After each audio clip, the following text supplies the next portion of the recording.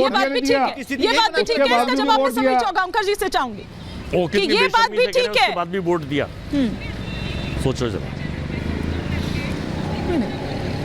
कितना अपमानित करने का काम कर रहे हैं शेड्यूल्ड ट्राइब्स के लोगों को कि उसके बाद जी मेरा कहना है कि 65 की 65 लोकसभा सीटें जो 3 राज्यों से आती है, मध्य प्रदेश, राजस्थान और छत्तीसगढ़ से, भारतीय जनता पार्टी जीतने जा रही है। अभी जी कह रहे थे कि इन्हें बचाने की कोशिश करना चाहिए। 130 भारतीय जनता पार्टी को कोई चिंता करने की जरूरत नहीं है। भारतीय जनता पार्टी सारी सीटें जीतेगी और कांग्रेस इसलिए चिंता नहीं करती कि कांग्रेस के पास गंवाने के लिए कुछ नहीं है।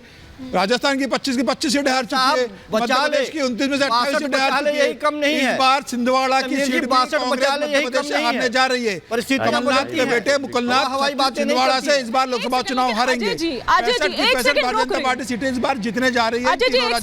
लेकिन समीर जी अजय जी कुछ कह रहे थे, लेकिन संजीव जी कम से कम उस चीज को एक्सेप्ट करते हुए नजर आए। उन्होंने कहा कि भैया देना ही चाहिए, क्यों नहीं देना चाहिए। लेकिन आप ये देखिए कि अब तक तो हमने एक वीआईपी कल्चर देखा है ना, कि नाम फिक्स होते थे, एक लिस्ट बना दी जाती थी कि भैया ये टॉप 3 है, ये टॉप 5 है, इन्हीं में से जो होगा। लेकिन इस फैसले ने यह भी बताया कि वो अंतिम पंक्ति की बात जो प्रधानमंत्री मोदी करते हैं वो ऐसे ही नहीं है। उन्होंने उसको दिखाया भी, कर दिखाया उन्होंने।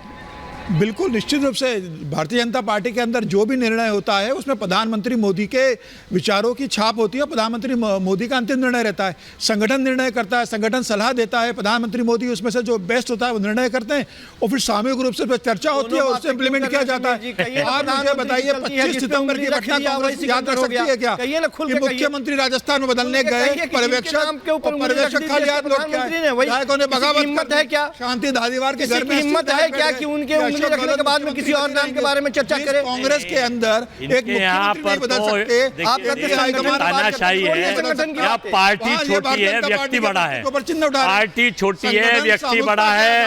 यहाँ मोदी है तो मुमकिन है, ये नारा इनका है, यही कहना चाह रहे हैं, ये बताना चाह रहे हैं। ये लोकतांत्रिक प्रक्रिया को खतरा है, ये लोकतंत्र का हनन है, ये लोकतंत्र पर कब्जा है, लोकतंत्र की हत्या है। अजय वर्मा जी, अब आपकी पार्टी में नहीं है अगर कोई ऐसा जिसमें ऐसा करिश्मा हो। हिमानी जी अब बोले जाएंगे, सुनेंगे नहीं। हमारी पार्टी में इंटरनल डेमोक्रेसी अजय वर्मा जी, नहीं अजय वर्मा जी आप ही से मेरा सवाल। हमारे आखिरी पायदान के लोगों को सुनते हैं, हमारा निर्णय सब लोग करते हैं और इनके यहाँ पार्टी छोटी है और व्यक्ति बड़ा है।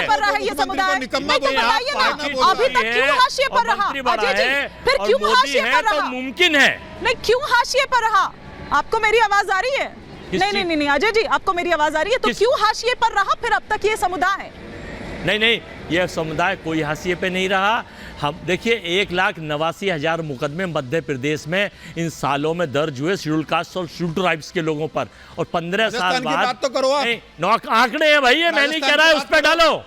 और अत्याचार हुआ महिलाओं के ऊपर, अत्याचार आज भी आप चले जाइए अगर जाना, हमने और कांग्रेस पार्टी ने और हमारे लोकप्रिय मुख्यमंत्री ने कोई कसर नहीं छोड़ी। लेकिन ईवीएम और इजराइल का खेल आपके साहब के पास सुरक्षित है, वो जहां चाहे जैसे चाहे हो जाता है। पूरा चुनाव आयोग आपके अधीन है, ईडीआई अजय जी 2024 की चिंता करने की जरूरत नहीं है। चुनाव आयोग 5 साल और विपक्ष में बैठना है आराम से। ये 6 इंस्टीट्यूशनल संस्थाओं के साथ आप चुनाव जीत रहे हैं। अजय जी अब तो बस कर लीजिए, अब कुछ नया लेकर आइए। चुनाव ही कराने की जरूरत नहीं है। हिमानी जी मैं नहीं कह रहा, तो कुछ नया लेकर आइए। तेलंगाना में क्या कहेंगे आप? और हिमानी जी अगर करना है तो पोस्टल बैलेट से चुनाव कराइए। या भारत के 70% लोगों की मांग है कि मध्य प्रदेश में सारी सीटों पर चुनाव आयोग की पोस्टल बैलेट में सारी सीटों पर कांग्रेस आगे थी।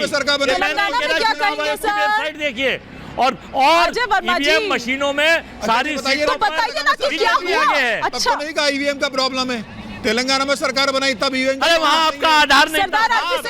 गंभीर आरोप आप पर जो हमेशा लगता है, लोक संख्या जो हमेशा लगता है, एक करके सर एक करके। ये एक टेक्निकल ईवीएम का यूज है, टेक्निकल, ये बुद्धि के द्वारा पड़ा हुआ यूज है, पढ़े लिखे लोगों द्वारा। अरे अजय जी जनता आप चाहिए, आप चौगान साहब काम कीजिए। सरदार आरपी सिंह जी वो कौन सा टेक्निकल जिसकी ओर इशारा कर रहे हैं अजय वर्मा जी? अच्छे पत्रकार हैं अंदर खाने, आप भी ये बात मान रहे हैं कि मध्य प्रदेश में इतनी एंटी इनकम्बेंसी 18 साल बाद कोई चैनल कुछ नहीं कह रहा था। और अमित शाह जी ने चुनावों की सभाओं में कहा था मित्रों 155 से 165 हम मध्य प्रदेश जीतेंगे और 45 से 55 हम छत्तीसगढ़ जीतेंगे और 100 से 115 राजस्थान। अजय जी बस करिए। अब जरा एक क्विक रिएक्शन में सरदार आरपी सिंह से ले लूं, जो आप आरोप लगा रहे हैं उस पर। मैंने तो पूछा था कि काट बता दीजिए, काट आप बता नहीं पाए अब तक। इनसे पूछे सरदार आरपी सिंह जी। नहीं, काट इनके पास है ही नहीं, क्योंकि ये काट इनके पास है नहीं, क्योंकि ये कुछ करते नहीं। असल में क्या, खिसानी बिल्ली खंबा नोचे, और ये 2024 की तैयारी करनी शुरू कर दी। इनको पता 2024 में इनका सूढ़ा साफ होने वाला है, इसलिए 2024 के लिए अभी से कहना शुरू कर दो। इनसे पूछो कर्नाटका कैसे जीते, तेलंगाना कैसे जीते, हिमाचल कैसे जीते, तो हम ईवीएम में गड़बड़ हो रही है। 40% कमीशन था और तेलंगाना में सरदार साहब आपको पता है आपकी एक सीट थी। मध्य प्रदेश में आपने कहा था ना 50% कमीशन, लोगों ने मान्य करने से मना कर दिया। और सुनिए, महाकाल के दरबार में मूर्तियों के साथ देखा गया बाबा की कृपा। मुख्यमंत्री के पास सबूत